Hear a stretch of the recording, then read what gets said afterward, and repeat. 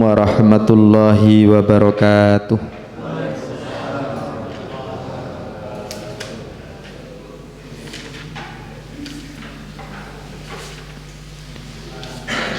Ila hadratul Nabiul Mustafa Muhammadin Rasulillahi sallallahu alaihi wasallam wa ala alihi wa ashabihi wa ikhwanihi minal anbiya wal mursalin wal awliya wa syuhada wa sahabat wa tabi'in wal ulama wal musannifin wa jami'il malaikatil muqarrabin khususan Sayyidina Syekh Abdul Qadir Al-Jilani wa Syekh Hasan Asy-Syadzili wa Syekh Ahmad bin Muhammad At-Tijani radhiyallahu anhum wa fuqaha'is sab'ah bil Madinah wa ahli zuhdi as-samaniyah wal asrah al-mubasysyirina bil jannah wa a'immatil mujtahidin al-arba'ah wa ila arwahi awliya'i tis'ah wa ila arwahi jami' awliya'illah wa ila arwahi jami'il muslimin wal muslimat wal mu'minin wal mu'minat min masyarikil ardi ila magharibiha barriha wa bahriha wa bil khusus ila arwahi masyayikhina wa ila arwahi masyayikhina wa ila arwahi asatidina wa ila arwahi abaina wa ummahatina wa ajdadina wa jaddatina bisababi wujudina wa ila arwahi jama'atina fi hadal masjid wa nakhussu khususan ila ruhi Al-Imam Abdurrahman As-Suyuti, Imam Jalaluddin Abdurrahman As-Suyuti wal Imam Abil Mu'ti Muhammad Nawawi bin Umar Al-Jawi nafa'anallahu bi ulumihim barakati makaramati masyafati mahurmatihim wa asrarihim lahumul Fatihah. A'udzu billahi minasyaitonir rajim. Bismillahirrahmanirrahim. Alhamdulillahi rabbil alamin. Ar-Rahmanir Rahim. Maliki yaumiddin. Iyyaka na'budu wa iyyaka nasta'in. Ihdinas siratal mustaqim siratal ladzina an'amta 'alaihim ghairil maghdubi 'alaihim waladdallin. Amin.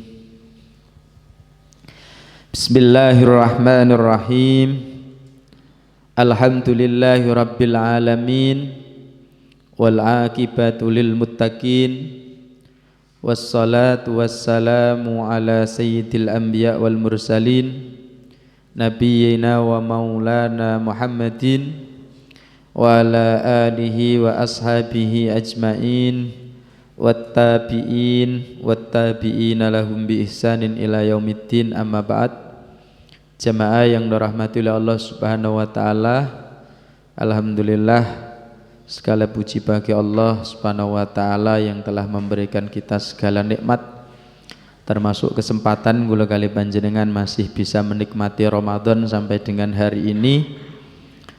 Di pagi ini sebagaimana yang kula sampaikan di Ahad yang kemarin, kula menjanjikan kepada beliau untuk menjelaskan filosofi gerakan sholat ya. Maka ngajinya pagi ini yang bahas ini. Ngeten niku kula dulu pernah moco, tapi wingi niku kate golek kitab niku kangelan kula. Iki kitab sing endi ngono. Kula sempat tanya-tanya, dapat informasi pokok iku karyane Imam Nawawi Al-Jawi. Kula sing gadah niku nggih niki biasanya tak gowo, tapi mungkin kemarin belum pernah pas ngaji filosofi gerakan salat mungkin belum tak jelaskan mungkin. Ini Tangkihul Qaul, terus ada Kasifatus Saja, ada Marokil Ubudiyah. Tak goleki kula mboten nemu. Terus kula tanglet maneh. Tangkihul Qaul. Tangkihul Qaul sarai Lubabul Hadis ini kan kita ngaji kan Ahad kan Lubabul Hadis sama Ayyuhal Waladnya. Halaman piro? Gak roh aku pokok goleki. Dadi metani kula. Sitok. Terus akhirnya mestinya ning bab sholat, tapi ternyata bab sholat malah mboten wonten. Ya. Ternyata isa ning muqaddimah. Nggih. Gerakan sholat niku bagian muqaddimah. Mboten tenggene isi. Niki nggih, niki kula badhe nerangake filosofi gerakan sholat versi Imam Nawawi Al-Jawi. Kenapa kula bahasakan versi Imam Nawawi Al-Jawi? Karena memang tidak hanya ulama yang berusaha memfilosofikan gerakan sholat, ya, bahkan banyak orang-orang yang mungkin belum bisa dikatakan ulama, tapi sudah berusaha untuk menerjemahkan secara filosofi. Sebelum kita masuk ke gerakan-gerakan sholat, kula ingin menyampaikan beberapa hadis ya.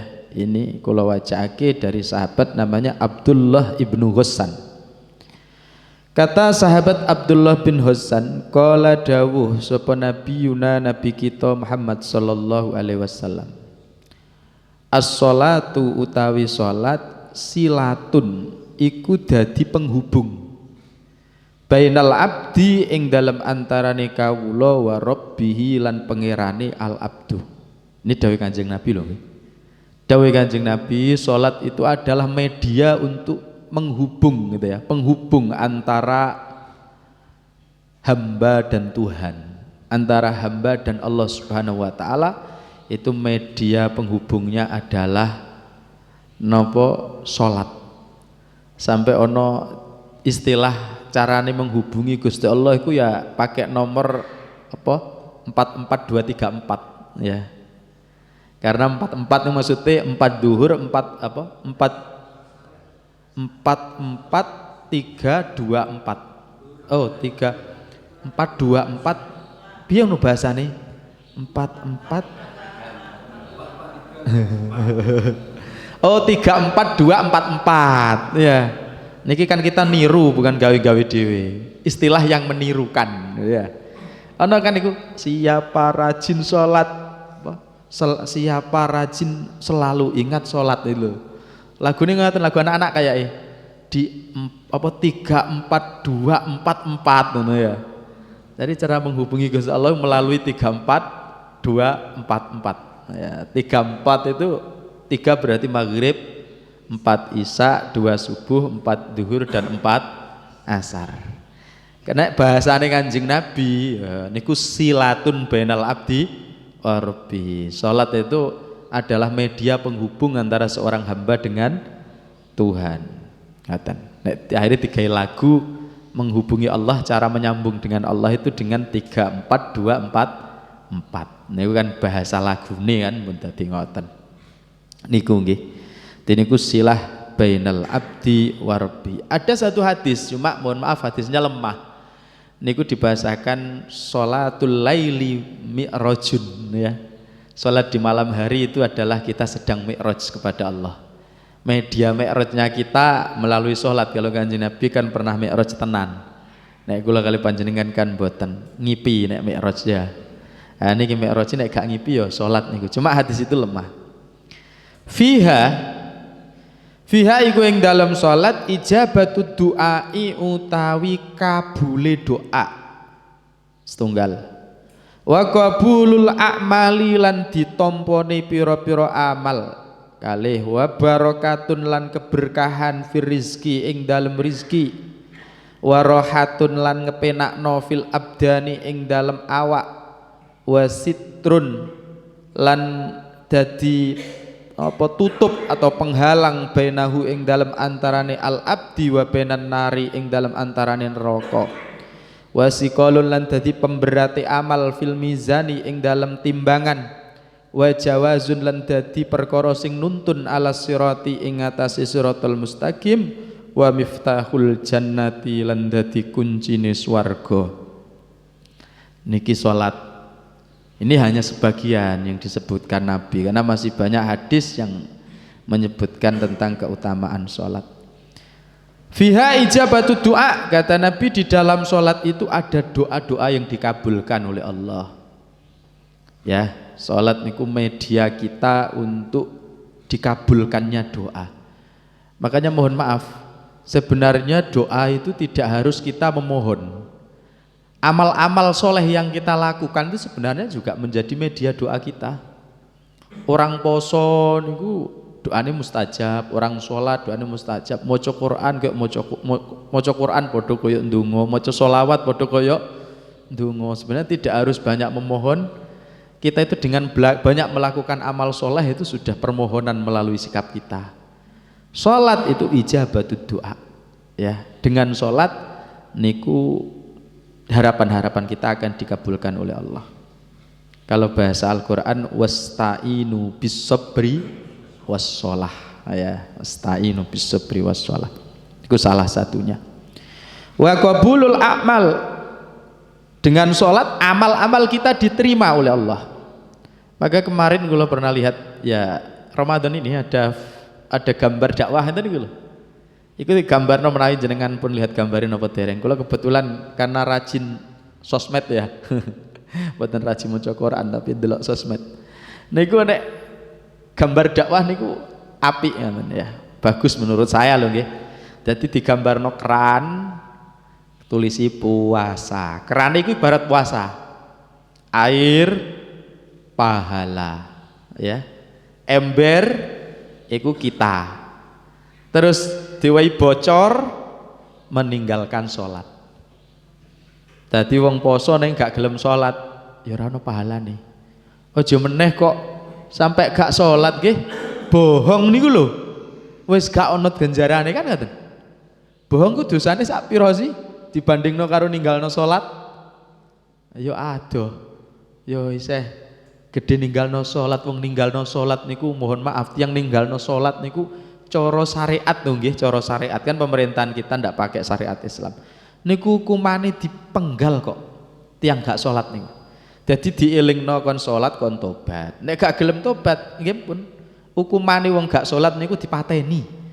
Niku syariate ngoten. Ya untungnya kok kula kali panjenengan nak ning Indonesia. Jadi gak sholat wis urusanmu kan ngoten ya. Mboten urusane pemerintah karena pemerintahnya gak ngurus memang.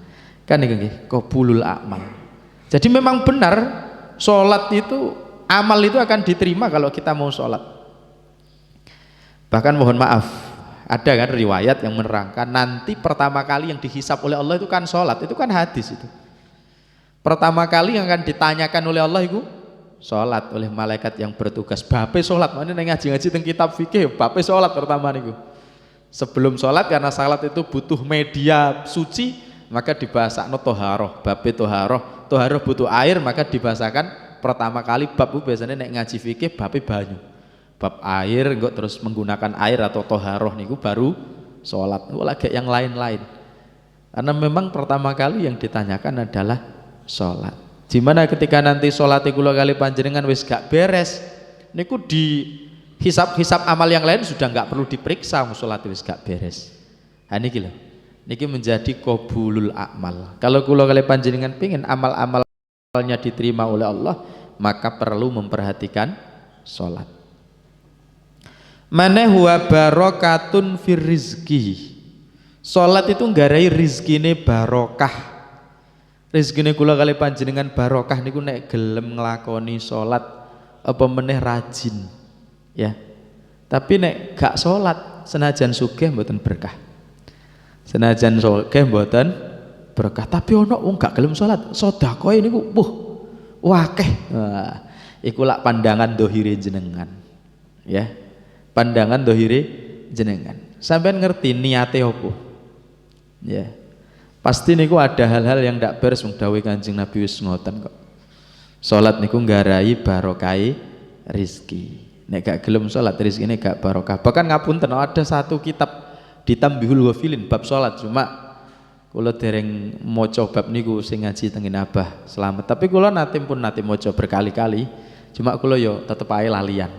Ada 20-an napa bahaya orang meninggalkan sholat niku ya 20, ingat saya 20, cuma pembagiannya saya nggak hafal.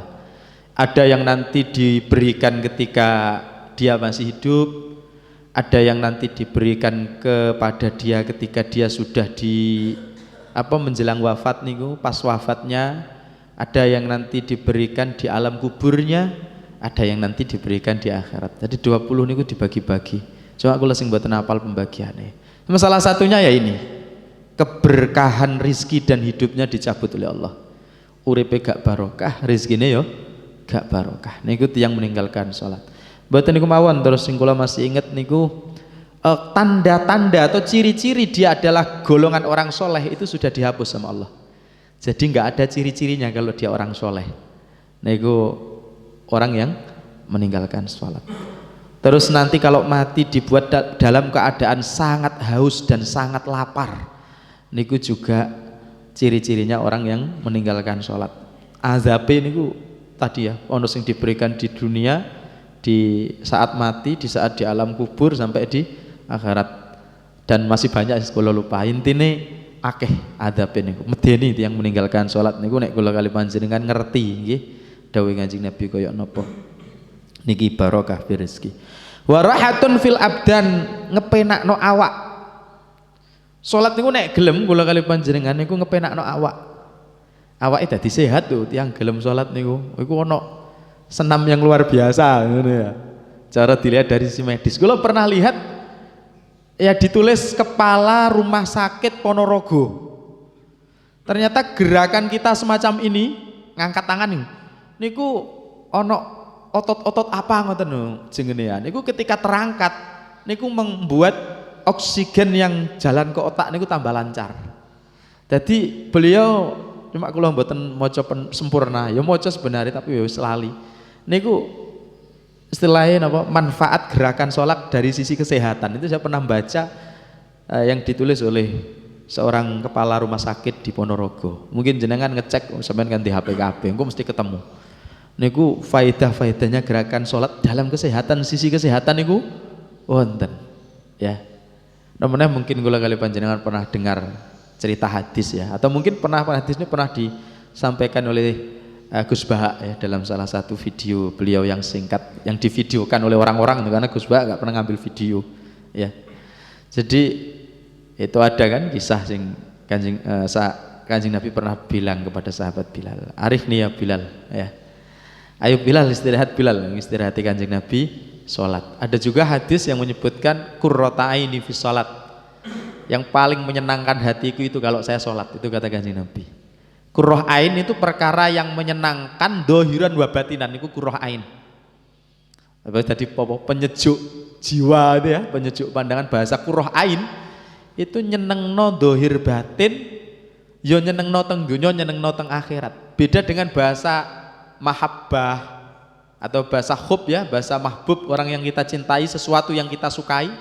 Sesuatu yang kita sukai itu bisa jadi itu hanya kita sukai di dunia tapi di akhirat membahayakan. Atau bahkan mungkin kita suka tapi secara dohir tapi sebenarnya megelno hati ya, niku berarti belum sampai qurrah ain. Tapi kalau sudah qurrah ain niku wis dohir batin ngepenakno niku ya.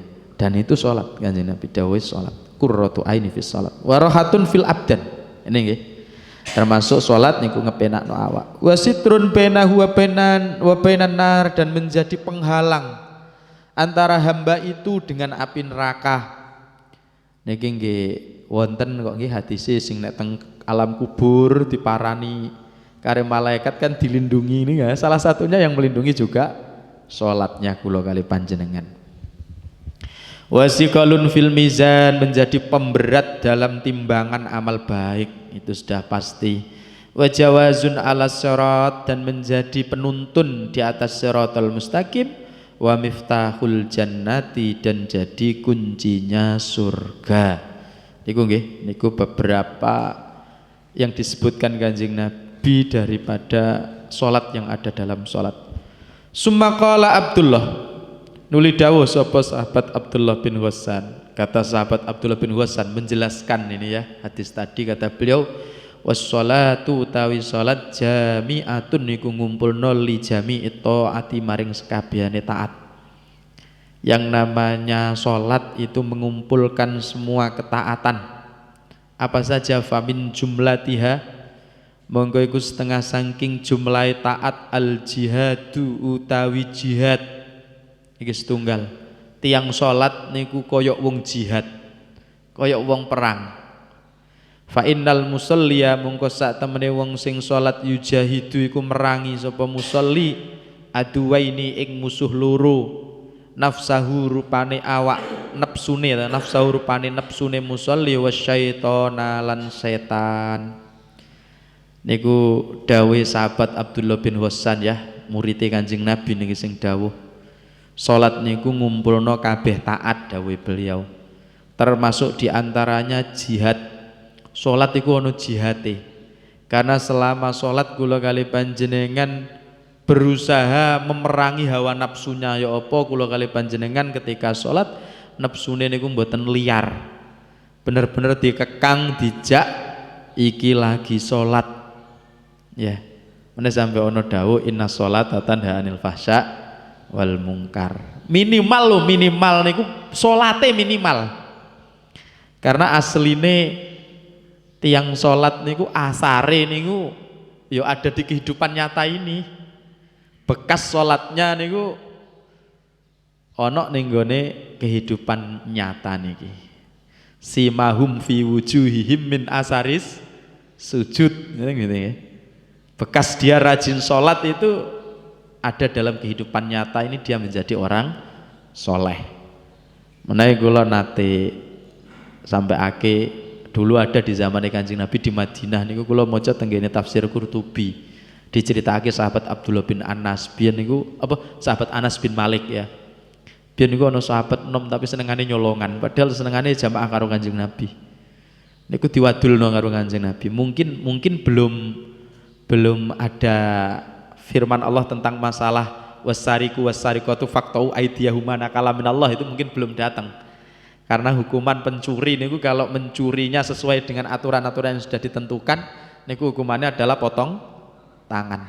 Oh niku cara diterapno niku kira-kira uangnya jenengan yang di Menteri Keuangan niku insyaallah aman. Saniki ramene jare Pak Mahfud sampai 300 triliun no. Ya. Duit kula kali panjenengan saiki geger ya. Kula kali panjenengan rajin pajak, mereka malah gak mau pajak. Ya, Rafael Alun ya. Niki cara diterapno wah aman tenan, sugih-sugih tenan niki negara kita. Mungkin waktu itu belum ada ayat itu, bahasanya pencuri laki-laki, pencuri perempuan potong tangan itu belum ada mungkin. Maka dawuh Kanjeng Nabi kalau dia benar-benar nanti sholatnya bisa baik, dia akan meninggalkan pekerjaan buruknya dan itu tenan. Sahabat itu setelah rajin jamaah karo Kanjeng Nabi tiba-tiba ya dadi wong soleh. Kebiasaane nyolong niku ilang. Niku nggih. Niku salah satunya kebiasaannya. Bahkan ada yang lebih parah waktu itu kebiasaan cuma mboten kula sampaikan. Kersane wis cukup lah nyolongan niku pun cukup. Karena ndak hanya nyolongan beliau ceritane niku tenggene kitab tafsir Qurtubi niku. Minimal ya itu jenenge salat tanha 'anil fahsya wal munkar. Minimal nek salat tanha 'anil fahsya wal munkar niku para ulama jelasno minimal selama salat. Kula kali panjenengan niku umpama senengane ngrasani umpama ya. Senengane nglakoni perkara sing maksiat minimal nek salat iku gak ana wong salat karo maksiat lah. Ya, prei dhisik lah. Karena salat. Apa meneh salate umpama salat Isya katakan ya. Salat Isya 3 menit kan prei 3 menit maksiate. Urung meneh engko nek ditambah qobliyahe 2 rakaat, ba'diyahe 2 rakaat, tambah witire mboten 8 tapi 20. Wah, iki tambah suwe gak maksiat preine urung meneh tambah witire 11. Oh, tambah suwe engko tasbihe taubate. Wah, gak maksiat tenan. Ya. Esok mungkin jam 09.00 punya kebiasaan ngerasani saiki digawe duha 8 rakaat ya prei. Selama 8 rakaat. Pemene nek 12. Karena kan banyaknya salat duha kan juga terjadi perbedaan. Kalau riwayat Aisyah 8, kalau riwayat Ummu Salamah 12. Podo-podo garwane Kanjeng Nabi. Niku nggih. Dadi kaya jihad wong salat niku, merangi nafsu juga merangi setan. Fa fi sholati mongko iku ing dalem salat as-shaumu utawi ana poso. Fa innal musalliya mongko sak temene wong sing salat iku layak kulu ora mangan sapa shaim sapa musalli wala yasrabu lan ora ngombe sapa musalli wa zadat lan ngluwehi apa salat alas siyami ing atase poso bimunajati rabbih kelawan munajah marang pangerane musalli. Salat niku ya ana posone. Karena apa yang dilarang bagi orang yang puasa itu juga dilarang bagi orang yang salat. Wong salat karo mangan ya gak oleh, karo ngombe ya gak oleh, karo seneng-seneng karo bojone ya gak oleh wong lagi salat. Ya. Ning ngajak muntah-muntah ya gak oleh. Ya. Niki wong sing salat. Dadi kaya poso, ana posone. Bahkan ada sisi kelebihan. Salat itu kan gak ana salat itu kan ana istilah munajat, tapi poso ora ana istilah munajat. Ya. Niki salat. Dilanjutake wa fis sholati lan iku ing dalam salat al hajju tawi ana haji wa huwa utawi haji al qasdu iku nejo ila baitillah maring omahe Gusti Allah. Wal musalli lan utawi wong sing salat qasdu rabbil baiti utawi nejo pangerane Baitullah atau pangerane Ka'bah. Nomor 3, salat iku ana hajine. Ya. Bahkan mohon maaf sing gak kelar haji karena saat ini badhe kaji yo mikir ngenteni 30 tahun. Ya. Sampai kula mikir iki kaji apa ora ngenteni 30 tahun. Ya. Nah niki nggih, salat iku ana hajine. Soale haji niku napa sih? Haji niku kan al-qasdu ila baitillahil haram. Ilal Ka'bah. Yang namanya napa? Haji itu kan berkunjung ke Baitullah dengan niat ibadah haji. Kan ngoten ya. Kalau umroh ya dengan niat ibadah umroh. Niku cara syariate. Nek cara pengertian bahasane malah apa sing jenenge haji al-qasdu. Pokoknya nuju di satu tempat iku jenenge haji cara bahasa. Kalau umroh cara bahasane az-ziyarah, ngoten ya. Niku cara bahasa. Tapi nek cara syariate ya berangkat ke Ka'bah atau ke Baitullah dengan niat haji atau dengan niat umroh. Lah sakniki tiyang salat niku ya sami al-qasdu ila baitillah. Niku nek umpama sing budal-budal ke masjid. Bahkan umpama sing gak budal ke masjid pun lebih apa istilahnya tujuannya umpama gak nuju tempate Allah, nujune malah Gusti Allah karena salat itu tujuannya langsung ke Allah. Tujuannya langsung ke Allah. Jadi begitu artinya ngeten nggih. Tiang sholat niku kan tujuannya Allah, maka yang dituju itu kan langsung Allahnya, bukan tempat, bukan satu tempat. Tapi bukan berarti nek ngono sholat ning omah luwih apik, karena sholat ning omah kan sing dituju langsung Allah, sedangkan sholat ning masjid sing dituju rumahnya Gusti Allah. Loh, ya bukan kok terus di rumah luwih apik. Karena yang di masjid niku sing dituju juga Gusti Allah, tapi sekaligus ke rumah yang sudah menjadi haknya Allah karena sudah diwakafkan itu. Sama yang ke haji juga tujuannya ke Allah, tapi sekalian ke Ka'bah kan gitu. Nggih. Ya kalah dengan yang di rumah loh nggih. Yang di rumah kan cuma qasdunya kan cuma Allah saja, tapi tempat mulia kan dia ndak berangkat kan ngoten nggih, enggak menuju tempat mulia. Yang pasti sama-sama ada tujuan untuk datang ke Allah Subhanahu wa taala.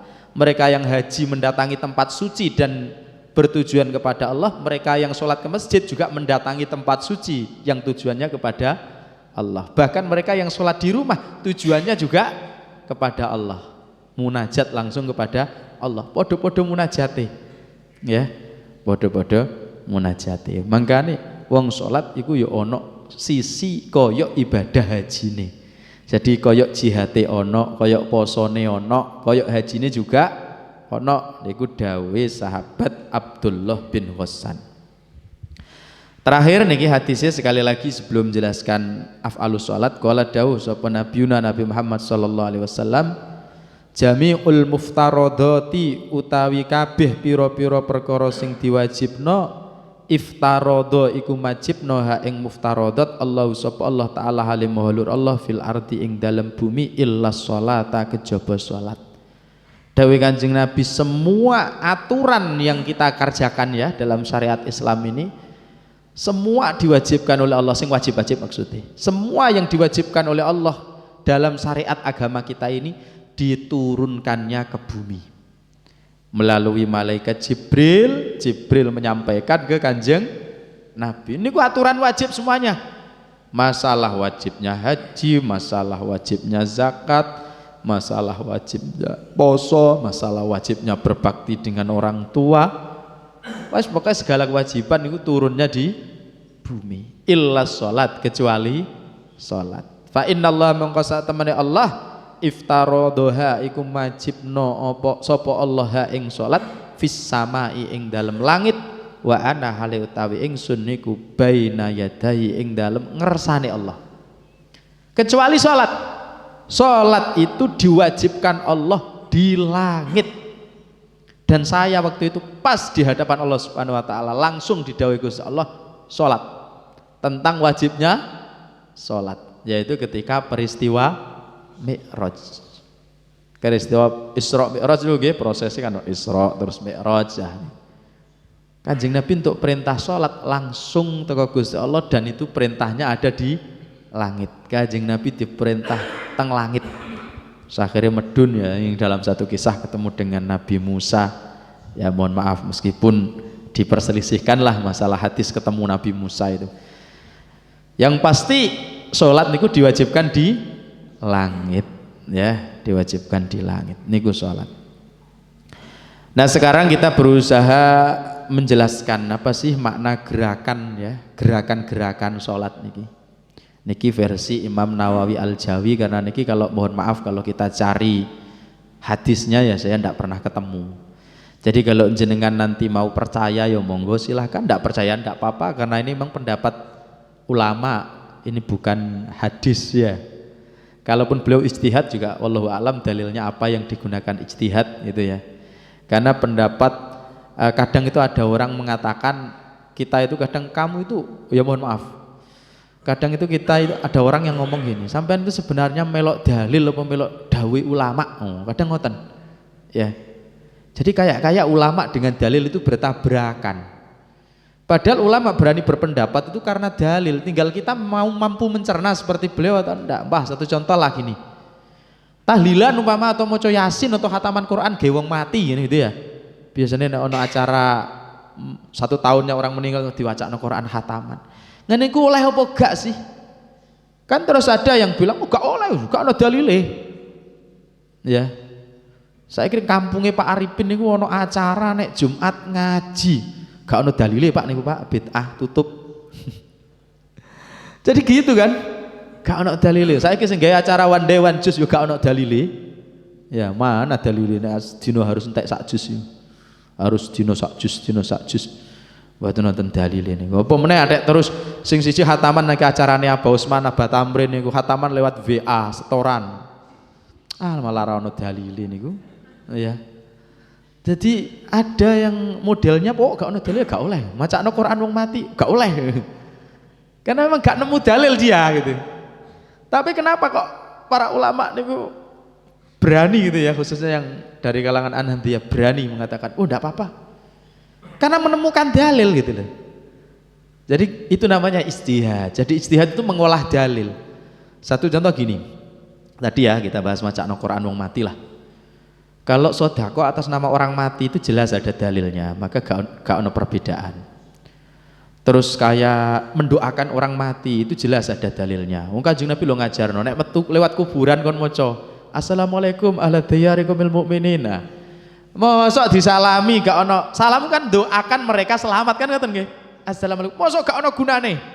Memang Kanjeng Nabi ngajari perkara sia-sia. Edan wong mati dijak omong. Kanjeng Nabi sing edan berarti. Kanjeng Nabi sing marahi kok. Assalamualaikum ahla diyarikumil mukminin. Warane Kanjeng Nabi jelas ono manfaate niku berarti.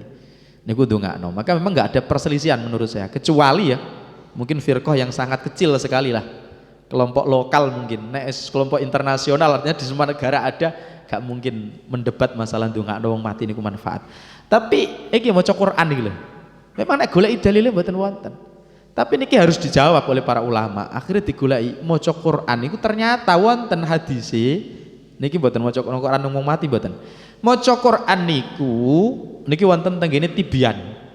Kebetulan di rumah juga pernah ada orang yang dulu pengikut itulah. Pengikut sing anti macakno Quran wong mati niku pas ning gone omah omongan kali kula terus tak bukakno kitab Tibia terus tak kon maca kiambak. Monggo pun jenengan maca kiambak. Karena husnudzon kula beliau bisa baca. Di situ ada hadis yang menyebutkan bahwasanya kedudukan maca Quran niku padha kaya ndonga. Ya, dadi wong menyibukkan diri maca Quran niku kaya wong ndonga. Lah sakniki ana wong mati diwacakno Quran iku ada pesan doanya enggak? Ya jelas ada, harapannya agar si mayit ini diampuni oleh Allah, diselamatkan dari azab kubur, nek iso ya diselamatkan dari azab neraka dan segala macam kan? Itu kan harapannya. Nah itu sama dengan baca Quran, itu menempati posisinya doa. Nah inilah para ulama menemukan seperti itu. Oh dalilnya kan Quran itu maca Quran padha kaya ndonga. Kalau memang maca Quran padha kaya ndonga lha apa dilarang? Nah, kan begitu. Itu namanya ijtihad, gitu ya. Jadi ijtihad itu bukan berarti pendapat ulama bertabrakan dengan dalil, bukan. Tapi ulama menemukan titik temu dalil dengan satu kejadian yang memang harus dijawab. Gitu ya. Niku jenenge ijtihad. Nah niki Allahu a'lam untuk gerakan sholat ini Imam Nawawi ijtihadnya seperti apa. Kulo ndak mampu untuk kesana. Tapi niki kulo terangkan versi beliau. Karena niki mboten versi beliau tok. Kulo kemarin sempat moco-moco lah mungkin ono sing berpendapat. Cak Nun itu ternyata juga pernah menjelaskan tentang filosofi gerakan sholat. Tapi beda dengan apa yang disampaikan Imam Nawawi. Ya tadi ya hal ini berbeda wajar karena memang ini tidak berdasarkan dalil. Ini berdasarkan apa? Tidak berdasarkan dalil yang jelas itu ya. Ini adalah hasil ijtihad atau mungkin bahkan hasil dari dauk apa perasaan yang ia rasakan ketika beliau sholat. Ya. Niki ngeten. Wa makna raf'il aidi utawi maknane ngangkat tangan fi sholati ing dalam sholat litakbiri krana nglakoni takbir. Setiap kali kita takbir angkat tangan. Iku andal abda sak temene kawula ghorikun niku tenggelam atau kerem fi biharil khotoya ing dalem segarane pira-pira kesalahan wal maksiati lan maksiat. Fayarfa'u mongko ngangkat sapa al abdu yadaihi ing tangan lurune al abdu ka'annahu yaqulu kaya-kaya sak temene abet iku yaqulu ngucap sapa abet. Jadi ini gerakan mengangkat tangan ya. Kita selalu mengangkat tangan, Allahu Akbar, mengangkat tangan. Ini menggambarkan bahwasanya kita ini sedang tenggelam dalam dosa dan maksiat. Karena mohon maaf dari kita bangun itu insya Allah maksiatnya sudah banyak sekali. Bahkan mungkin duduk-duduk gini kadang juga ono sing timbul maksiat mungkin. Aku ngecaprus ngomong apa kan ono ya mungkin. Kok gak mari-mari mungkin ya ono. Jawab jangan-jangan saya yang suudon padahal jenengan husnudon semua. Wah ini wis maksiat kan. Ini padahal ya durung muncul srengenge ini tapi wis maksiat. Maka setiap saat kita sholat, wah itu kita menyadari betapa banyak maksiat yang sudah kita lakukan. Ini jadi ngangkat tangan ki gambarno kulo tenggelam nih dalam maksiat dalam dosa. Maka mengangkat tangan ke annahu yakul koyok-koyok hamba ini berucap, ya Rabbah, hu pengiranku hud ngalapo panjenengan biadi ing tangan loro ingsun. Fa inni mongko sak temene ingsun ghorikun niku wong sing tenggelam kerem fi biharil khotoya ing dalem segarane pira-pira kesalahan wal maksiati lan maksiat haribun iku wong sing mlayu mingka saking panjenengan ilaika sakniki marek panjenengan ya. Jadi kula kali panjenengan ngangkat tangan ini seolah mengatakan ya Allah tolong tangane kula niki jenengan pegang ya. Jenengan selametno kula niki tenggelam di lautan maksiat, di lautan dosa. Kula niki lari dari panjenengan ketika selesai sholat dan kita kembali lagi ke panjenengan ketika mau sholat. Mari sholat kita maksiat wis. Takan dindi maksiate. Engko teko mareh ning Gusti Allah, kula teko nggo dosa kathah pun tulungi kula. Ya. Ha niku kula kali panjenengan ketika sholat. Ngangkat tangan itu filosofinya seperti itu.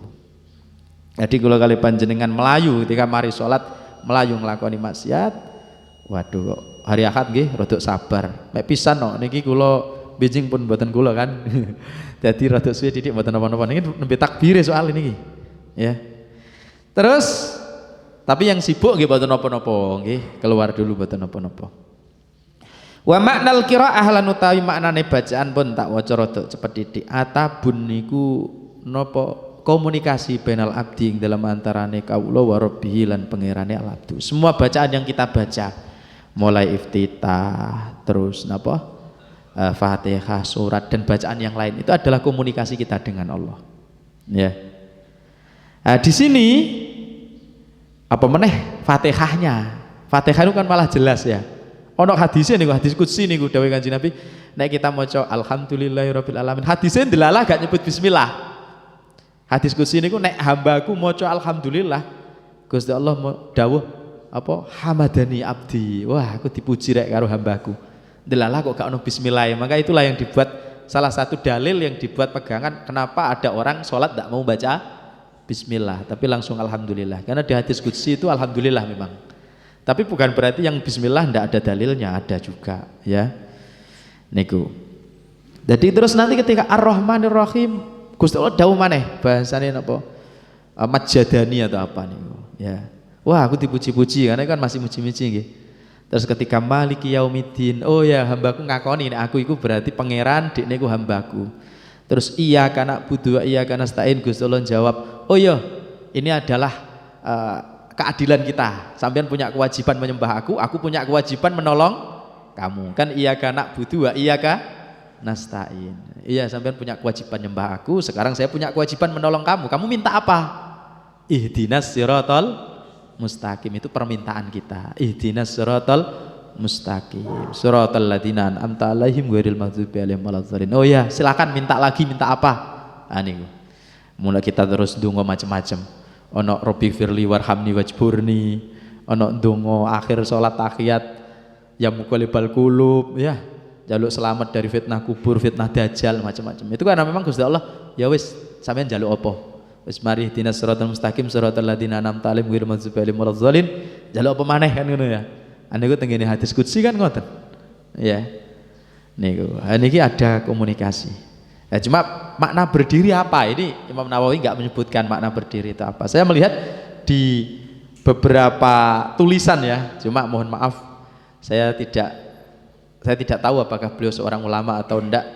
Niku maka kula ndak menyampaikan. Cuma ada yang menerangkan, kalau Cak Nun, saya lihat Cak Nun itu membahasakan berdiri itu adalah hormat.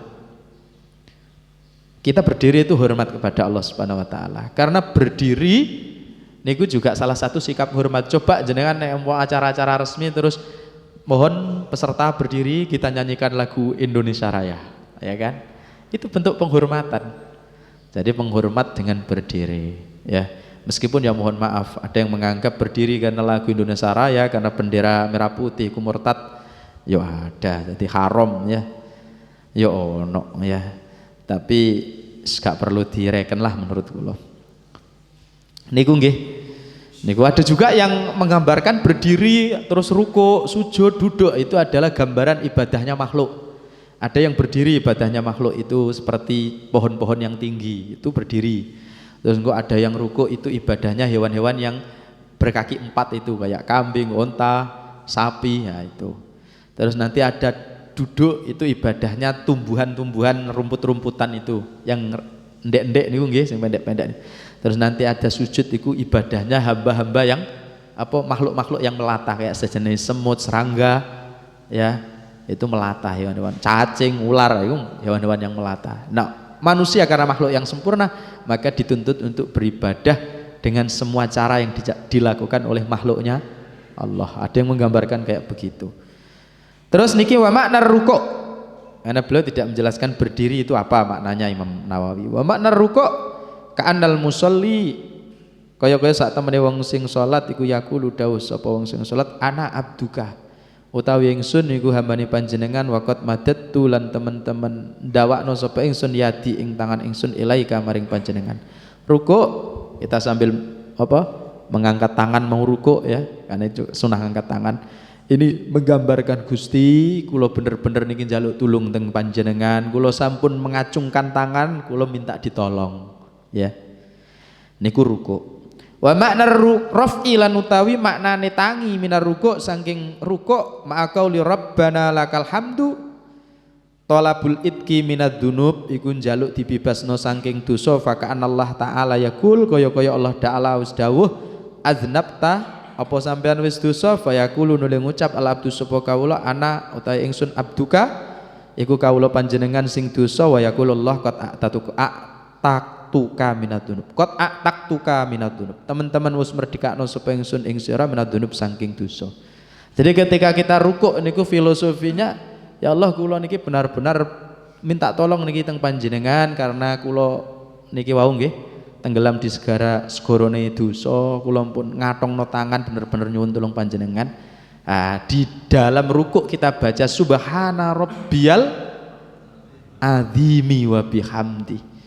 Ini adalah dialog kita dengan Allah. Kita puji Allah Rabbiyal azim wa bihamdi. Dan seolah-olah di situ karena memang sebagaimana yang disabdakan Nabi, orang yang sholat itu dosanya ketika rukuk berguguran, maka kayak Allah berfirman, oh ya wis dosamu tak sepuro. Maka saat itu kita bangun dengan mengucapkan Rabbana lakal hamdu mil'us samawati wa mil'ul ardi wa mil'u masyita min syai'in ba'du. Luar biasa ya Allah panjenengan, dosaku yang sekian banyak jenengan ampuni, maka kita ucapkan Rabbana lakal hamdu. Ya, niku makna bangun dari rukuk, karena sudah dia katakan oleh Allah seolah-olah sudah berguguran dosa kita sudah dimaafkan oleh Allah, maka kita berdiri dengan mengucapkan Rabbana lakal hamdu. Niku nggih. Wa makna sajdatil ula, setelah itu kita sujud pertama, wawadul jabha alal ardi, dan nyelehno bathuk ing atase bumi, ka annal abda kaya-kaya sak temene kawula yakul dawuh sapa Allah minha khalaqtani. Ketika kita sujud ke bumi sambil mencium tanah ini, kita seolah berkata kepada Allah, ya Allah, dari tanah ini kula kali panjenengan diciptakan oleh kula dan panjenengan semua nggih diciptakan oleh Allah. Jadi ketika kita sujud, pesan filosofinya, ya Allah, dari tanah ini kula jenengan ciptakan, ya. Wa makna raf'i lan utai maknane tangi minhu saking rukuk, ka ayyaku ka annahu yakul kaya-kaya sak temene wong sing salat iku ngucap minha akhrajtani. Ya Allah, muncul dari tanah inilah saya lahir. Maksudnya napa? Ya karena kita juga banyak kan ayat yang menyebutkan kita itu diciptakan wa khalaqal insana min tin, ada kan? Allah menciptakan manusia dari tanah. Duh, jari sapa bung, dari sperma ngono kok. Nah, sperma itu didapat dari mana? Ngoten nggih. Iku cara bahasa Quran itu namanya majas mursal. Jadi satu kesimpulan tapi melalui rangkaian-rangkaian. Kita sebenarnya nek cara dohir kan diciptakan dari sperma ya secara dohir, tapi Gusti Allah membahasakan wa khalaqal insana min tin, dan kami ciptakan manusia itu dari tin, tanah liat. Itu jenenge majas mursal. Allah membahasakan tin itu melalui proses. Artinya ya orang tua kita katakan ya, dapat sperma, punya sperma, sel yang jadi sperma itu kan dari makanan-makanan, minuman yang ia konsumsi. Itu semua berasal dari tumbuhan-tumbuhan, dari buah-buahan, ya, yang mana itu semua tumbuh dari tanah. Nah, dari tanah itulah aslinya. Niku nggih saripati lah bahasane nggih. Niku min sulalatim min tin. Niku sulalah. Jadi niku namanya majas mursal. Bahasa Quran itu semacam itu. Kadang kan Allah turunkan rizki dari langit. Omong ono duit teko langit, sepeda motor teko langit, nasi teko langit. Ya nek zamane Nabi Isa ono. Ya. Artinya ini majas mursal itu maksudnya. Allah menurunkan hujan, dari hujan itulah ada keberkahan, tanaman-tanaman iso subur. Ya. Terus WC iso mampet, terus akhirnya nekakno sudut WC, dadi rezekine sudut WC kan gitu. Jadi karena barokah udan. Niki lho nggih. Niku maksudnya Allah menurunkan rezeki dari langit. Niku jenenge majas mursal. Jadi jangan dipahami langsung endi jare ono rezeki teko langit, ora tahu sing medun udan. Ya. Bukan begitu maksudnya. Niku jenenge majas mursal. Nah niki ketika kula kali panjenengan bangun, artinya dari sujud pertama duduk di antara dua sujud, niku pesan filosofinya, dari tanah ini ya Allah engkau munculkan aku ke alam dunia ini. Wa makna sajdati utai maknane sujud asaniyati kang kaping pindho ka anal abda kaya-kaya saat mereka kawula yakul iku ngucap sapa abdu wa fiha tu'iduni. Ketika kita sujud yang kedua, kita pesannya itu ya, pesan filosofinya, kembali ke tanah ini, nanti kita akan kembali ke tanah ini ya Allah, nanti kita akan kembali. Artinya kula kali panjenengan mati ya dikubur ning jero tanah, balik dadi tanah koyo lagune Roma Irama lah. Apa sebujur kain kafan ta apa niku lho nggih, lagune Roma niku. Sing saged nyanyi Pak Dodi. Mangke kan nyanyi mboten napa-napa. Niku nggih, iku pesane sujud kedua. Wa makna raf'i asani, maknane tangi sing nomor loro, berarti kita sudah tahiyat ya. Ka'annahu yakul, kayak seorang wong sing salat niku dawuh wa minha lan saking tanah niki tukhrijuni tarotan ukhra. Dari tanah ini ya Allah kelak kami nanti akan dibangkitkan semuanya. Kita akan bangun semua, dibangkitkan setelah hari kiamat tiba niku nggih. Nah, terus nanti ditutup dengan salam. Wa makna salam Allahumma a'tini kitabi biyamini wala tu'tini kitabi bisimali. Salam itu selain kita tadi memberi salam kepada yang sebelah kanan kita, memberi salam kepada sebelah kiri kita, kita yang di kanan atau di kiri juga niat memberi salam dan menjawab yang di sebelah kita dan sebelah kita. Salam ini memiliki pesan, ini kan tutupi sholat. Ini juga akhir perjalanan kita menuju kehidupan abadi. Kita harap mendapatkan salam keselamatan, yaitu orang yang selamat ditandai dengan menerima kitab dengan tangan kanan. Maka di situ pesannya semoga kita selamat di sana, yaitu dengan menerima kitab dengan tangan kanan kita, bukan dengan tangan kiri, apalagi sampai di arah punggung nerimanya, kan gitu ya. Wala wara'a dhuhri. Aniku pesan filosof dari gerakan-gerakan sholat sampai kita ke akhirat salam itu ya, yang dijelaskan oleh Imam Nawawi. Jenengan gak usah tanya dalil Imam Nawawi ndi, kula mboten paham kula ya Mbak. Kula hanya tahu begitu memang pesan filosofinya. Makanya kemarin ketika beliau tanya, kula hanya bisa menjawab satu saja. Pokok takbir itu maknane ngakoni nek kula kali panjenengan iki tenggelam di lautan maksiat, lautan dosa. Mungkin kalau orang gak punya dosa ya mungkin ngerosone tenggelam ning gone apa nikmati Gusti Allah lah mungkin. Kalau jelaskan begitu di Ahad kemarin. Tapi kula ndak berani menjelaskan lebih lanjut karena kula khawatir salah. Akhirnya kula janjikan dan sekarang kula sampaikan. Niku yang dijelaskan oleh Imam Nawawi. Karena kalau mungkin panjenengan mohon maaf niki kan kitabe wonten, ngoten nggih.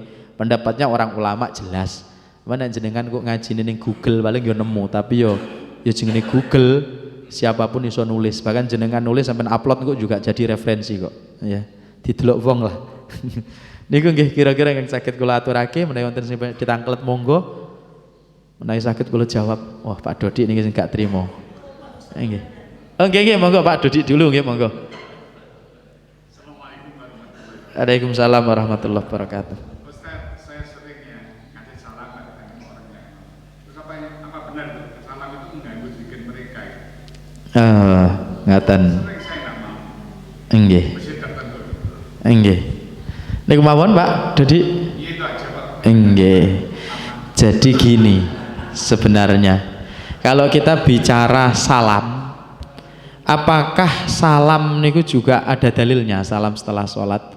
Jawabannya ada, tapi memang tidak semua sholat itu ada salamnya. Ada dalil tentang salam, mari salam sholat itu di sholat subuh. Pernah maksudnya ya, sholat subuh itu saya lupa ceritanya, tapi ini ada di dalam kitab Hujjah Ahlussunnah wal Jamaah.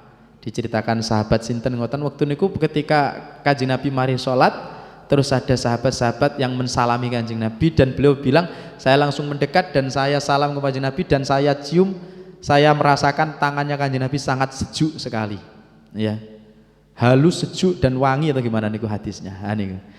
Terus sebagian kita, maksudnya yang membiasakan salam mungkin setelah sholat, niku alasannya ya tadi. Mohon maaf meskipun itu hanya sholat tertentu, tidak semua sholat. Tapi apa bedanya sholat itu dengan sholat-sholat yang lain? Itu yang pertama. Maka nanti ini namanya kias, menyamakan satu kasus dengan kasus yang lain. Apa bedanya coba dengan sholat-sholat yang lain? Itu yang digunakan dalilnya begitu. Terus yang kedua, ini dalil secara logika. Dulu sahabat niku rajin memberi salam. Salam. Sahabat niku mohon maaf, ojo menenek kula kali panjenengan ngeten iki nak ketemu nih paling salam ambek pisan, bahkan kadang yo mboten salam. Wis mok ngoten mawon. Pokok wis ana kode saling mengenal wis cukup. Nek biyen kan salam terus. Bahkan dikisahkan sahabat niku hanya terhalang pohon, begitu ketemu assalamualaikum. Jadi kula kali panjenengan mungkin hanya terhalang tembok. Ngeten iki ketemu nanti wis assalamualaikum. Niku salam. Jadi mereka memang rajin untuk saling mendoakan. Niku para sahabat. Nah terus sekarang dalam kondisi sholat niku orang sudah melupakan siapapun kecuali hanya dia dan Allah Subhanahu Wa Taala. Mulai dia takbiratul ihram, ya. Setelah dia salam, ini dia kembali ke dunianya. Padahal tadi dia sempat mi'raj lah, ya. Melupakan apapun, hanya ada dia dan Allah Subhanahu wa ta'ala dalam pikirannya. Karena khusyuk tadi kan ajarannya kan begitu. Sing salat isairing guriku iku Abah Tamrin, Pak Arifin lak salate kula. Ya, Batarno kula isailing, Abah Usman sebelah pojok kula sailing. Niku salate kula. Salate wong sing bener-bener sholat kan wis lali kabeh. Nah begitu salam dia kembali ke alam nyata kehidupan dunia ini. Maka di saat itu dia mensalami karena koyok-koyok lagi ketemu maneh. Maka disalami. Niku logika sebagian yang dibangun oleh para ulama. Terus ada kalau Imam Nawawi sendiri beliau menjelaskan bahwasanya memang apa bid'ah gitu ya katakan ya, mensalami orang dalam setiap sholat bid'ah, tapi itu satu hal yang baik. Bid'ah yang baik lah bahasanya ya. Bid'ah yang baik jelas ono lah sahabat Umar sing gawe tarawih jamaah ayo sahabat Umar kok. Tarawih full ngeten niku lho. Mulai tanggal 1 sampai 30 niku sahabat Umar. Kanjeng Nabi mboten atim. Kanjeng Nabi niku mek 2 atau 3 kali itu akhir bulan. Tanggal pinten niku? 23 napa pinten niku? 23 terus selawe terus wis gak teko maneh Kanjeng Nabi. Soalnya Kanjeng Nabi khawatir jamaah kok tambah akeh malah diwajibno. Kan niku tok. Mari niku Kanjeng Nabi malah mboten ate tarawih belas teng masjid. Terus Abu Bakar yo rawani tarawih belas. Gak wani jamaah tarawih. Bareng zamane Umar disawang karo sahabat Umar lho kok tarawih kok dewe-dewe salat bengi niki qiyamul lail wis kumpul dadi siji ngemami sahabat Ka'ab niku ya. Ubay bin Ka'ab ya. Niku terus kongkon ngimami. Terus sahabat Umar bilang, "Nikmatul bid'ah hadi." Yo niku lho bid'ah sing apik. Oh, sahabat Umar sing ngomong bid'ah sing apik. Mosok sahabat Umar salah. Sahabat Umar lu jaminan ahli neraka. Mosok kulo bid'ah dolalah finnar sahabat Umar mlebu neraka. Wani jenengan ngomong sahabat Umar mlebu neraka. Ah niku nggih. Itu cara Imam Nawawi iku bid'ah yang baik. Salaman mari salat. Ngoten nggih. Iku yang mau salaman. Tapi panjenengan umpama ana wong kok gak gelem salaman, ya mboten napa-napa. Wong salaman iku ya mek sunnah kan ngoten ya. Dawuh Kanjeng Nabi, ketika ada 2 orang muslim idzal taqa al muslimani fayatasafaha, kemudian dia bersalaman, maka Allah mengampuni dosanya qabla ayatafarraqa. Sebelum keduanya berpisah. Nah, teman kan ketemu salaman. Ben nanti pas pisah wis dosane dalam keadaan disepuro. Niku sing gelem salaman. Sing ora gelem salaman karena berpegangan karena Kanjeng Nabi enggak semua salat gelem salaman, bahkan hanya salat tertentu yang pernah terjadi salaman. Yo monggo. Kalau dia merasa zikirnya terganggu, yo monggo berarti tidak usah salaman dengan mereka. Nek kula memang pun kula amati, artinya sebelah kanan kula siapa, sebelah kiri kula siapa. Kira-kira nek sing gelem salaman yo takjak salaman, sing gak gelem wis gak takjak salaman daripada kula isin, ya kan? Nanti wis gak usah salaman. Karena memang itu madhabnya sudah begitu, ya monggo. Ngoten. Niku Pak Dodi ingkang saged kula sampaiake, intinya yang mau salaman juga berpegangan dalil sesuai pemahamannya, sing gak gelem salaman yo berpegangan dengan dalil sesuai pemahamannya. Niku nggih. Saged dipaham? Nggih ibu-ibu tadi kayaknya ada yang mau tanya, monggo Bu. Waalaikumsalam warahmatullahi wabarakatuh. Ustaz, sholat itu kan mengajak untuk ma'ruf nahi munkar. Nggih. Makmumnya kita kan semua tahu pasti ngajak kebaikan. Nah, munkar terutama dalam keluarga misalnya saudara-saudara. Kalau kemungkaran itu untuk diri pribadi atau kita untuk yang lain juga kita mengajak munkar ini jangan sampai terjadi gitu.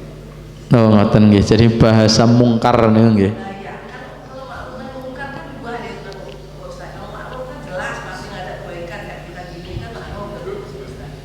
Mohon penjelasan Pak Ustaz. Anak saya nanya saya tidak bisa jawab. Jadi ngeten ya. Jadi ada ayat tadi innasolata tanha 'anil fahsya'i wal munkar. Sesungguhnya salat niku bisa mencegah kepada fahsya, perbuatan fahsya. Fahsya niku mohon maaf, fahsya niku zina ya. Pekerjaan yang sangat buruk maksudnya niku adalah zina. Wal munkar niku adalah maksiat-maksiat yang ada selain zina. Nah niku salat niku bisa meninggalkan pekerjaan fahsya dan kemungkaran ya. Nah terus bagaimana, apakah masalah mungkar atau fahsya ini nanti berlaku untuk kita sendiri yang salat ataukah juga ini muncul untuk orang lain, untuk masyarakat katakan. Yang ini sebenarnya kayak semacam magnet ya. Kayak semacam magnet. Orang sholat niku bisa mencegah fahsya dan mungkar niku kayak semacam magnet. Yang sekelilingnya akan tertarik kalau magnetnya kita itu kuat. Tapi kalau magnetnya kita lemah, ya jangankan orang luar tertarik, kita sendiri saja mari sholat ya maksiat maneh. Karena memang lemah. Bahkan mohon maaf, kadang isi ono sing maksiat di tengah sholat. Ya. Iki sholat kok HP-nya gak di-silent iki, apa sih tangting-tangting. Nah ini lho, padahal di tengah-tengah sholat. Iya. Bisa kilingan HP ini koncone tangting-tangting. Iya. Ini tengah-tengah sholat. Nah, maka ya nopo, ini sebenarnya ya tinggal kemampuan kita masing-masing ya. Seberapa kuat magnetnya kita untuk mencegah, untuk melakukan sholat. Ya dilihat dari seberapa serius sholatnya ya. Mulai tadi yang biasa kita bahas dulu ada hudurul qalbi, ada khusyuknya, ada tadabburnya, ya, ada tawadhu, tadzallulnya. Nah itulah. Nggih, kayak ngoten. Maka satu contoh ya. Biyen ku pertama kali sing salat ku ya Kanjeng Nabi kan ya. Tapi terus mari Kanjeng Nabi kan terus ono Ali melok, Khadijah melok, Abu Bakar melok, Zaid bin Harisah melok. Siswi sampai Umar melok, Hamzah melok. Tambah akeh. Karena magnetnya besar. Ya. Nah, sing salat wong hebat-hebat. Jadi orang melihat itu wis penasaran dan ingin belajar dan akhirnya tertarik. Ya. Iku salat tanha anil fahsya'i wal munkar. Jadi tergantung seberapa kuat magnetnya kita ketika salat niku. Nek lemah nggih awake dhewe mawon mboten ketarik, ya.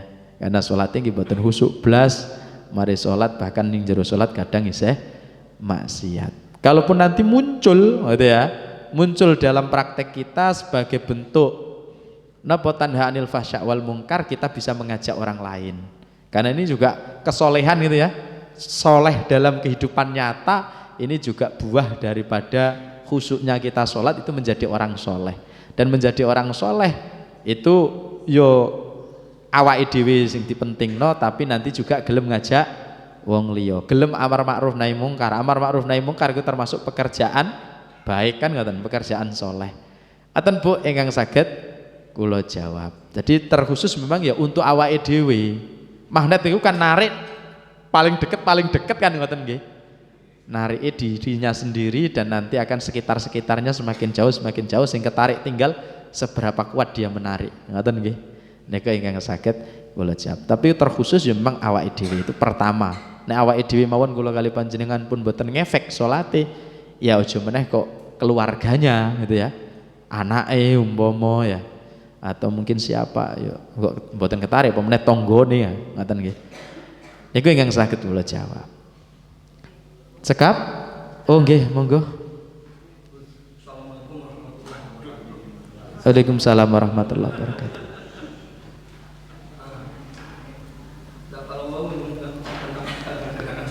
Nggih.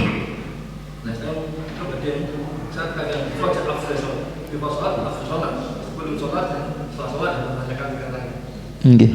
Sebelum sholat jamaah, seorang imam disunahkan untuk melakukan seperti saya mengingatkan mengamalkan sholatmu. Nggih. Dan tahu ini realitanya motivasi kata sih, merapatkan sholatmu saat pribadi, rapatkan apa mepetkan, itulah yang kerjaan lagi. Nggih. Ya, kenyataannya pikiran ada yang kembali dunia wong, gitu. Nggih.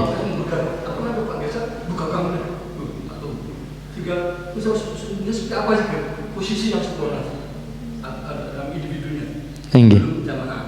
Itu yang sebelum sholat ya. Nggih. Kemudian setelah sholat itu kan mirip dari pun. Nggih. Saya pernah juga baca sebaiknya jangan meninggalkan tempat. Nggih. Dan jauh pendapat juga monitor gitu. Aja gerak, ojo gerak. Ojo yang dekat tempat pengertiannya biasa di tempat duduk, tidak berangkat kalau suatu hal yang tidak nyaman. Nggih. Atau macam pendidikan tempat itu tindakan masjid atau tempat sholat. Nggih. Mudah-mudahan. Nggih. Jadi ini lebih ke sebelum dan setelah sholat, ya. Jadi ngeten, ini dari tadi yang diterangkan masalah multitafsir. Nah inilah enaknya syariat Islam. Jadi syariat Islam itu memang kebanyakan dalilnya itu multi tafsir, ya, multi tafsir. Kecuali sesuatu yang memang ini nek boten bahasan fikih, namanya boten multi tafsir.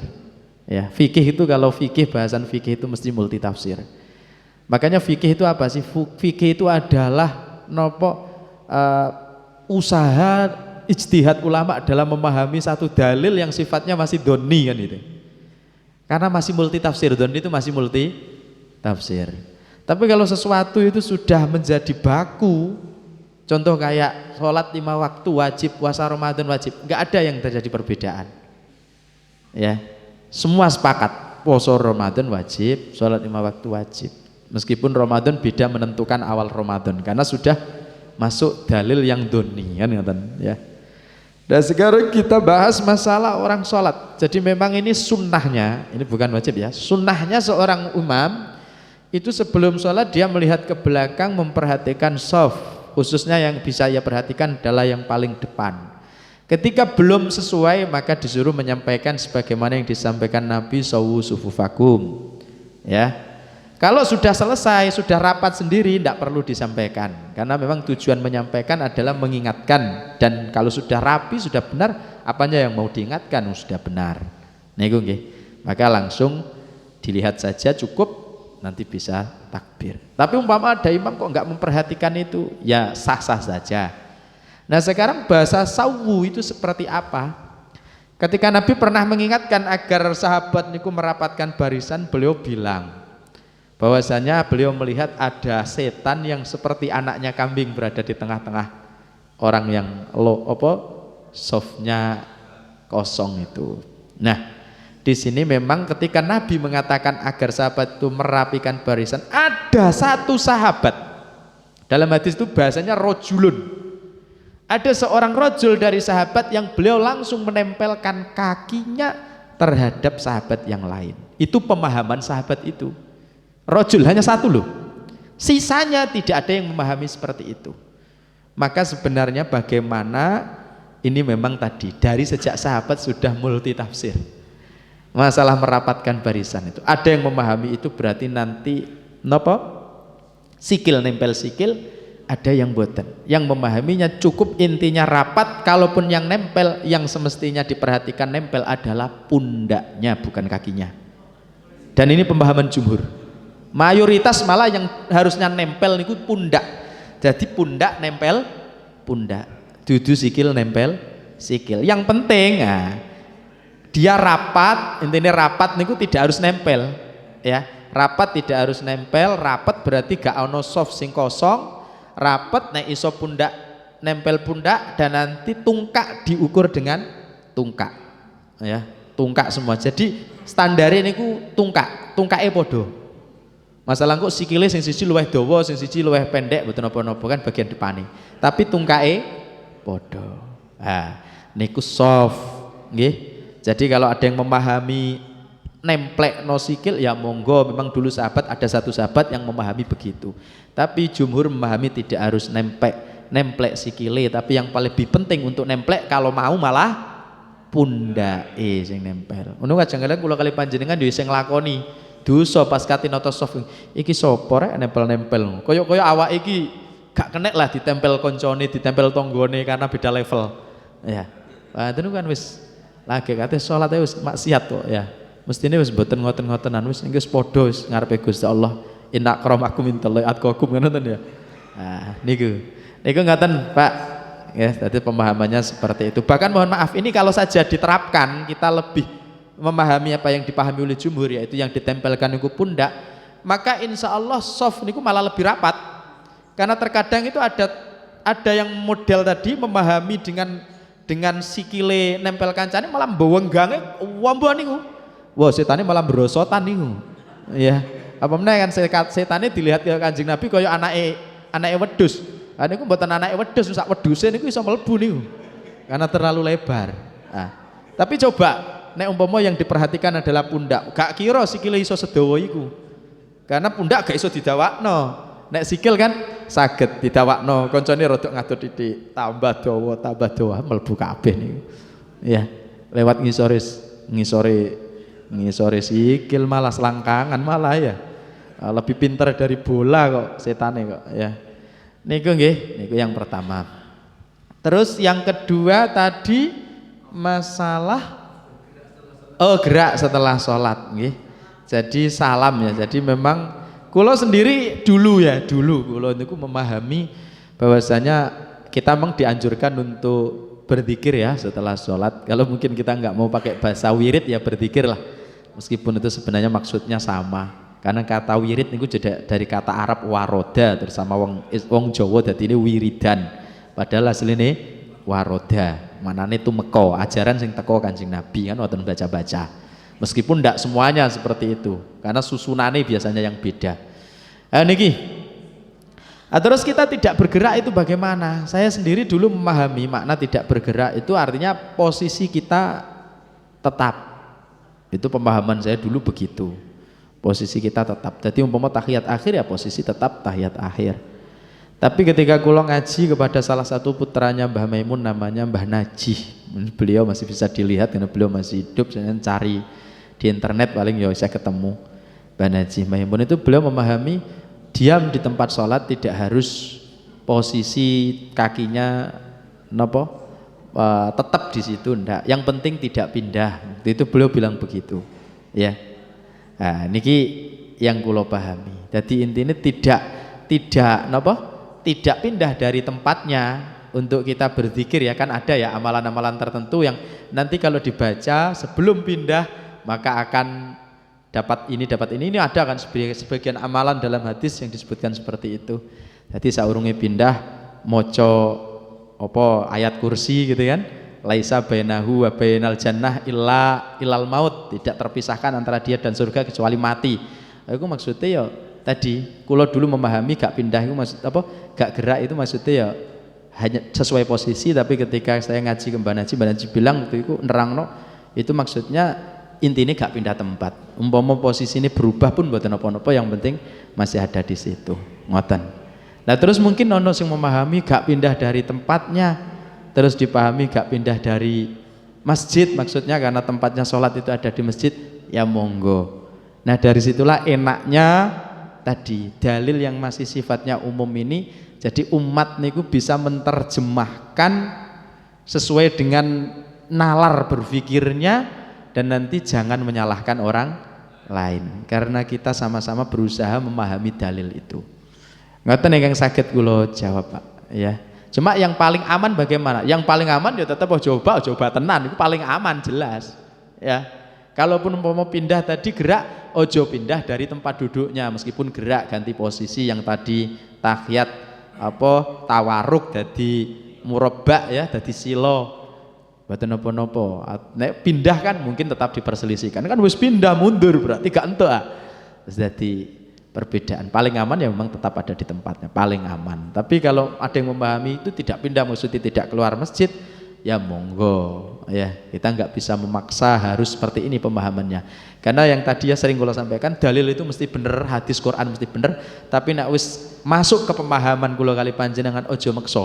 Pemahamannya aku sing bener, pemahamanmu salah. Nah, jangan pernah memaksa seperti itu ya. Nek wis pemahaman ku wis sama-sama mungkin 50-50. Aku mungkin benar, pemahamanku ya mungkin salah, pemahamanmu ya mungkin benar, mungkin salah. Yang pasti Kanjeng Nabi itu pernah bersabda, orang yang mampu untuk berijtihad, kalau dia sudah berijtihad dan ijtihadnya benar, dia dapat 2 pahala. Pahala kebenarannya dan pahala ijtihadnya. Kalau orang itu sudah mampu untuk berijtihad dan dia ijtihadnya salah, dia tetap mendapatkan 1 pahala, yaitu pahala ijtihadnya. Pahala salahnya tidak berdosa karena dia orang yang mampu berijtihad. Maka bagi orang yang tidak mampu berijtihad, jangan mencoba-coba ijtihad, gitu ya. Maka oleh karena itu kita sering lihat di zamannya sahabat Ali. Sahabat Ali itu pernah perang besar-besaran dengan Sayyidah Aisyah, yaitu perang Siffin. Satu kelompok dipimpin sahabat Ali, perang Jamal ya, perang Jamal. Satu kelompok dipimpin sahabat Ali, satu kelompok dipimpin Sayyidah Aisyah. Sayyidah Aisyah mimpin perang dengan naik unta, maka disebut perang Jamal. Tentarane sahabat Aisyah kalah, sahabat Aisyah ditawan. Mana sahabat Aisyah niku nyebut sahabat Ali mboten gelem. Nek nyebut Ali niku rajul. Ya. Loro ati soalnya. Ya mertuane. Jadi Sayyidat Aisyah nanti takoni sesuatu kok beliau enggak bisa ya dalam hadis ya. Beliau pasti kalau bilang sa'ala rajulan. Takone ngene si rajul, mesti Ali larine. Jadi gak gelem nyebut Ali, nyebute rajul ya. Nah, aku gak iso takokno rajul. Ya, rajul maksudnya Ali. Ini kita diam ya. Ya dalam satu kitab tauhid itu disebut wa majara bainas sahabin naskutu anhu wa fil ajri nusbitu atau gimana itu nadomnya. Jadi apa yang terjadi perselisihan di antara para sahabat, kita Ahlussunnah wal Jamaah memilih diam karena beliau semua pasti mendapatkan pahala. Satu pahala karena benar ijtihad dan benarnya, satu dapat pahala ijtihadnya. Itu sudah ijtihad masing-masing sampai berani perang itu. Terus nanti diteruskan ada perang Siffin, itu yang mimpin satu sahabat Ali, tentaranya sahabat Ali, yang satu tentaranya sahabat Muawiyah. Sahabat Ali sudah itu kasusnya kok tukaran sampai rame kayak ngoten zaman itu. Karena mohon maaf yang bunuh sahabat Utsman itu orang-orang yang sangat ngefans sahabat Ali. Nah, tapi sahabat Ali ini sebenarnya sudah ada misi ya, apa cara untuk menghukum orang-orang yang membunuh sahabat Utsman, tapi di luar sahabat Utsman menuduh sahabat Ali itu orang yang lambat dalam bertindak, dikirain sahabat Ali itu ya bolone karo pemberontak-pemberontak sing bunuh sahabat Utsman. Makanya gak terima. Ya, sahabat Aisyah gak terima, sahabat Muawiyah gak terima sampai perang karena mereka saling ya intinya tadi sesuai ijtihad. Yang sahabat Ali dituduh merasa gak gercep ya, menangani sapa sing bunuh sahabat Utsman, gak nang didata nang dikisos, padahal itu sudah dilakukan sahabat Ali dengan banyak pertimbangan karena memang sing terlibat pembunuhan sahabat Ali itu sahabat Utsman bin Affan itu sangat banyak sekali dan semuanya memiliki pengaruh ya dari kepala-kepala suku tertentu itu nek umpama langsung ditegesi ya tambah buyar karena mereka punya jamaah semua yang terlibat ya, kong kali kong membunuh sahabat Utsman kan itu kan masalah yang sangat pelik sekali, sangat sulit. Nah akhirnya malah ya tadi itu satu hal yang menurut sahabat Ali lebih ringan, akhirnya tambah terjadi perang antara umat Islam oleh sahabat Ali. Niku nggih. Nah, itu kita diam. Kenapa? Karena mereka semua ahli ijtihad. Para sahabat orang yang ahli ijtihad. Murid Kanjeng Nabi langsung yang memiliki ilmu pasti di atas para ulama karena mereka sahabat. Nah, niku jenenge ijtihad. Ngoten nggih. Jadi ijtihad itu kayak tadi mungkin salaman terus itu adalah hasil ijtihad. Sing bener untuk pahala 2, benar dan ijtihadnya yang salah dapat pahala 1 karena dia sudah ijtihad. Tapi kula kali panjenengan sing enggak punya kemampuan ijtihad karena memang napa perangkat untuk ijtihad niku enggak ada, nahwu sorab yo gak paham, bahasa Arab yo gak paham, ya wis lah apa jari mawon, apa jari ulama karena mereka yang sudah mengijtihadi dan sudah selesai. Niku nggih, niku ingkang saged kula jawab.